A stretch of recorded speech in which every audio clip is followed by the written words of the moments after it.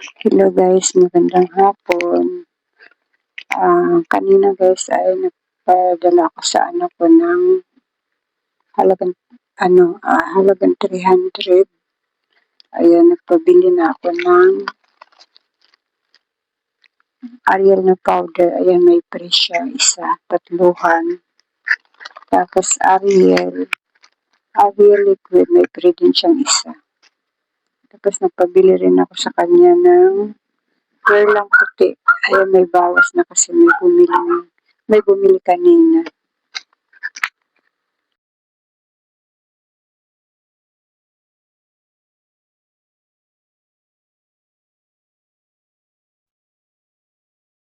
Pabili ng guys, Tide powder.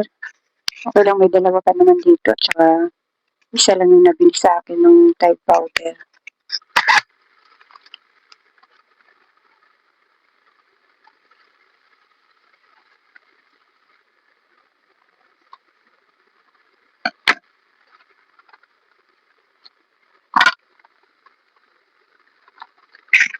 Ang mabenta sa akin guys itong Ariel powder, Ariel liquid.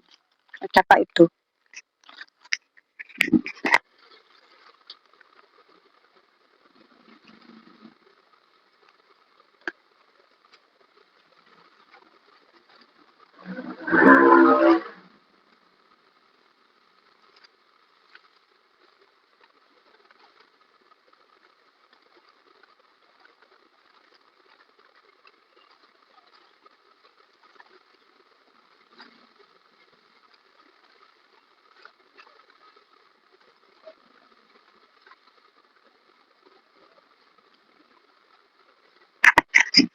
Hindi pa kasi masyadong bumabalik yung ibang customer ko guys. Kasi hindi pa nila alam yung na nagtinda uli ako. Okay lang yung kahit kunti ang binta guys, ang malaga ay may binta. Kaysa wala. Tsaka dito rin kami nabili kasi lahat ng kinukuha namin dito sa tindahan ay binabayaran namin. Hindi katulad nung sarado pa yung tindahan ko, sa labas pa kami natakbo. Minsan, nag-uutos pa ako ng bata na naupa pa ako. Ngayon, hindi na ako natakbo ng tindahan at dito na lang din ako nabili. Kaya yan ang malaking bagay na may tindahan ako dito. Kasi pag nag-uutos ako, may upa pa. Mapapamahal pa ako sa shampoo na binibili ko. Kung may tindahan ako dito, kumita pa ako. Napamura pa ako ng bili ko sa shampoo. Kasi tusin nyo guys, magpapabili ako sa labas ng shampoo ay 8. Ang upa ko pa dun sa utusan ko na bata ay 3 piso. Yung magkano na presyo ng ko, 11. Ay kung may tindahan ako, tumubo pa ako. Ay kumita pa ako. Kaya malaking tulong na may tindahan talaga ako. Kasi pag naubusan kami, katulad ng mantika, tatakbo pa kami sa tindahan. Pag may tindahan ako dito, hindi na ako tatakbo sa labas. Kaya malaking tulong talaga na may tindahan. May tindahan ako dito. Tapos sa bigas naman wala din kaming problema kasi ang nagpuhunan naman yung anak ko, sa kanya din kami nabili ng bigas. Ako sana magpupuhunan nun kaso nga lang sabi niya, siya na lang daw magpuhunan para kahit paano ay kumita daw siya. Dati, nung hindi pa siya nagpuhunan, sa labas din kami nabili. Sa labas din kami natakbo ng pagbili. Ngayon, hindi na ako nalabas ng bahay para bumili ng pa sa 1 kilo. Dito na lang sa anak ko, nagbabayad din kami. Dito lahat ng kukuhanin namin sa tindahan may bayad. Para hindi mawala itong tindahan na ito. Yung pag-release ko sa 1 puhunan guys ay hindi ko na ilagay lahat dito yung pera kasi marami akong binayaran nung nag-release ako. Kasi magawa nga itong sakit kong ito, marami akong naiutang sa kung kani-kanino. Sa pagpabalik-balik sa doktor, Kaya marami akong naiutang ng time na yun. Kaya yung napuhunan ko lang talaga dito sa tindahan ay maliit lang. Tapos yun, pinapaikot-ikot ko na lang siya. Basta lahat ng kukuhanin namin dito ay kailangan bayaran para hindi mawala uli itong tindahan. Ayan guys, pupunta naman ako dun sa kusina namin at may mga hugasin ako doon. Naghuhugas muna ako.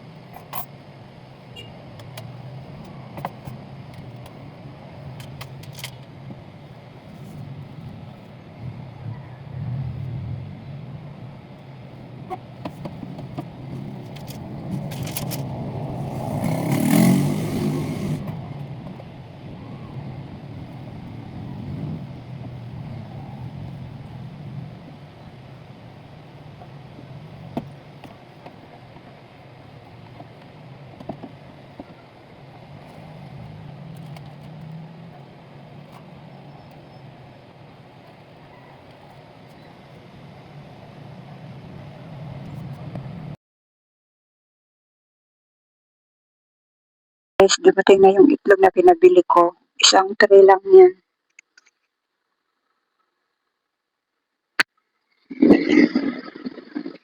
May isa pa ako natira.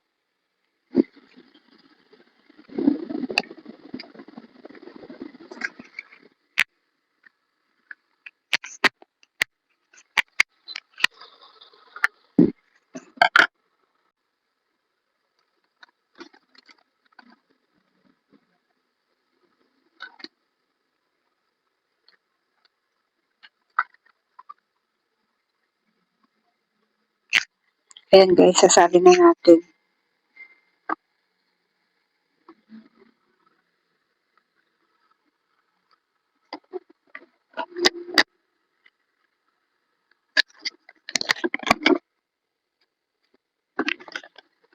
Isang tray ang pinabibili ko guys para laging bago. Mahirap mag-stock dito sa tindahan namin ng itlog kasi sobrang init. Minsan sa sobrang init na sisira siya. Kaya pa isa-isang tray lang tayo kung bumili.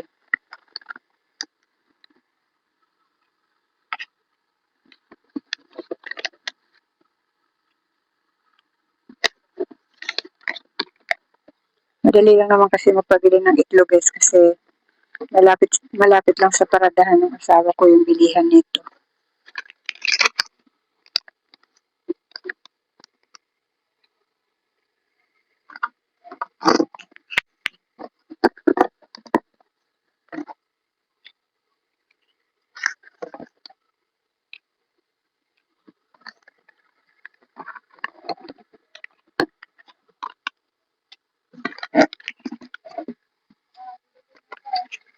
Magluto ka na.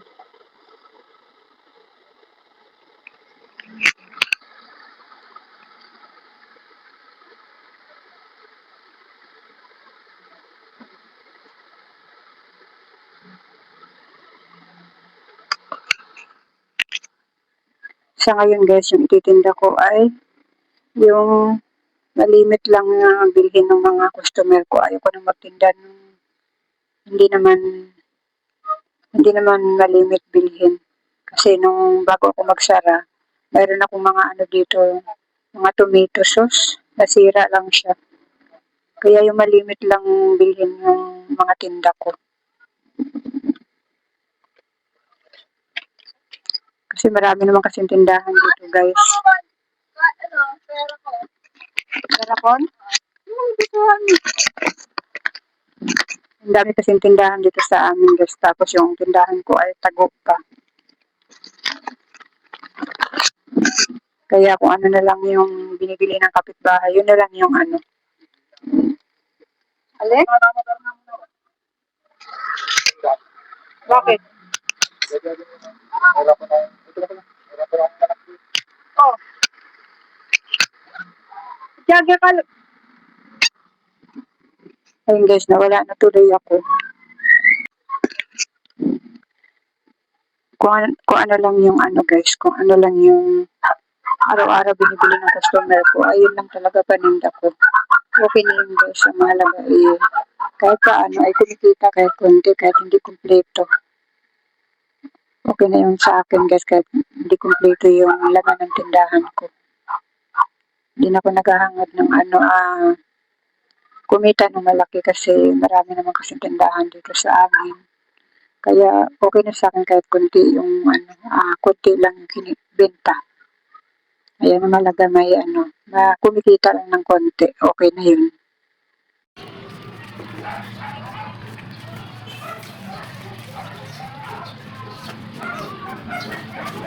Kuya, may ukura ka?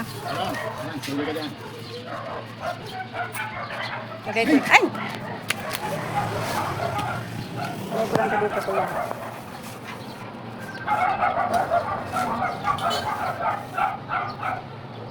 Ano kaya ito, kuya? Oh.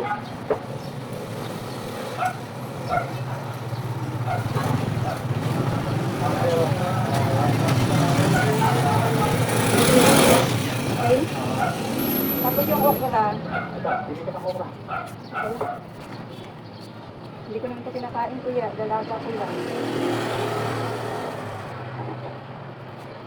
Dapat nga may repolyo. Ay, kuya, pwede ba bumili ng kalahati lang nun? Repolyo? Oo. 68. Repolyo.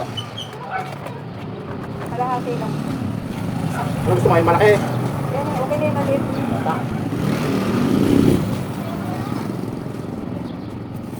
Pwede naman yung kuya na sabaw lang kakainin na. Hindi ako nakain ng mga yan eh. Go. Go. Oo, meron na. Nandito na.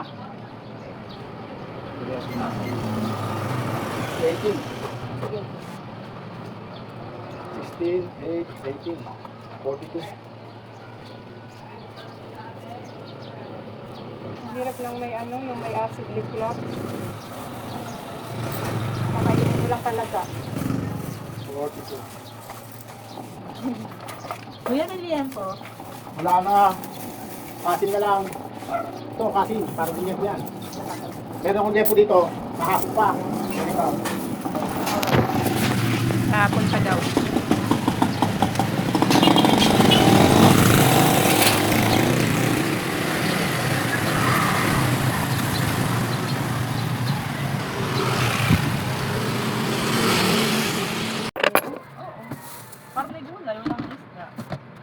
nilagay ko dito nun kasi nilalanggam.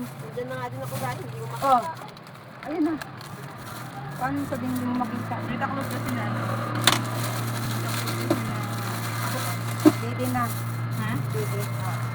Kano yung bigay mo? 25. Kano ba? 23. Ayan, nasa pinakailalim kasi. Ang kanton, oh.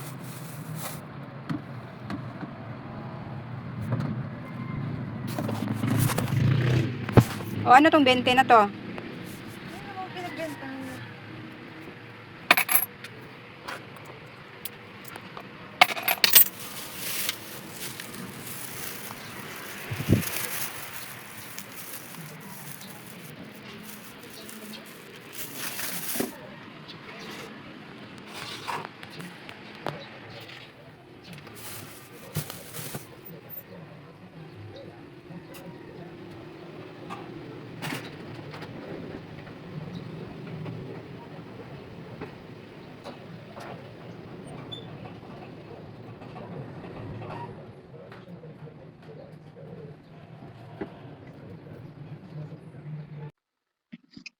Ayan guys, nakauwi na ako.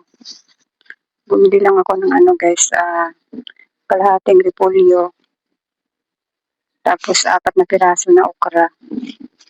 Tapos ilalaga ko lang siya. Ayan, 4 na okra. Ilalaga ko lang siya. Tapos ulam ko na. Wala na akong ibang ilalahok dyan. Maganda sana may isda. Kaso nga lang, ang layo pa ng bibilhan ko. Ang gagawin ko guys, para makatipid ako, kalahati lang dito ang lulutuin ko. Tapos kalahati lang din dito. Tapos 2 lang nito. Maganda sana may isda guys. Ang layo pa kasi nung pupuntahan ko kung bibili pa ako ng isda. Tama na siguro ito guys. Tama na to, ilalaga ko lang siya. Tapos ito hindi ako nakain ito. Bahala na kung kaya ko bang kainin ito mamaya. Ito nakain ako nito, yung malalambot lang. Yung mga matitigas niya, hindi ko siya kinakain.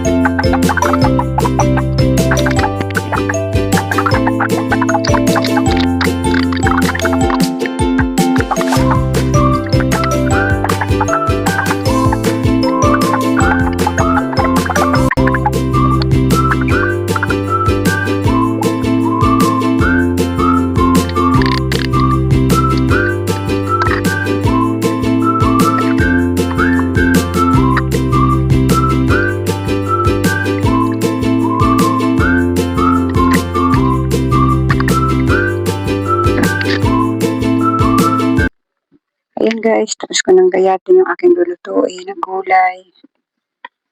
Yan, ito ang ulam ko ngayong maghapon guys. Ganda sana makabili ako mamaya ng tilapia o kaya bangos.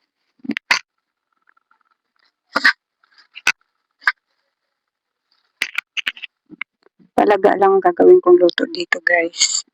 Tapos timplahan ko lang ng kunting asin. Ayan guys, magluluto na ako.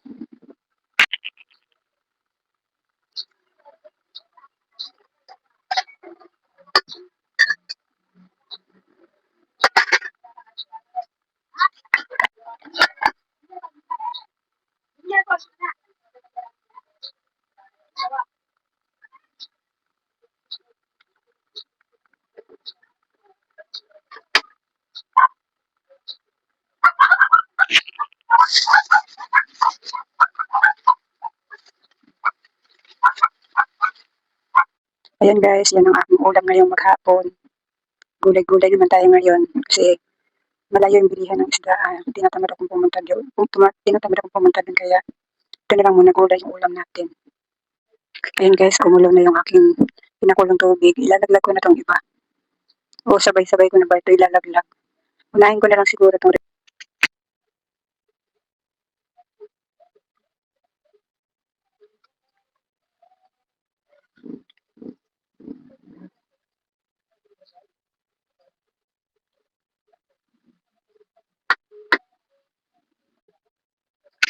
Ayan guys, medyo malambot na yung carrot at saka okra.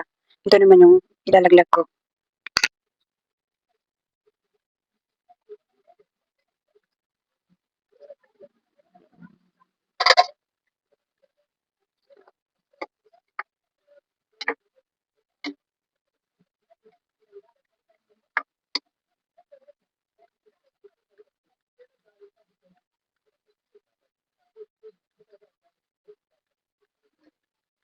Ayan guys, kain na tayo guys. Isang kutsara lang yung aking kanin.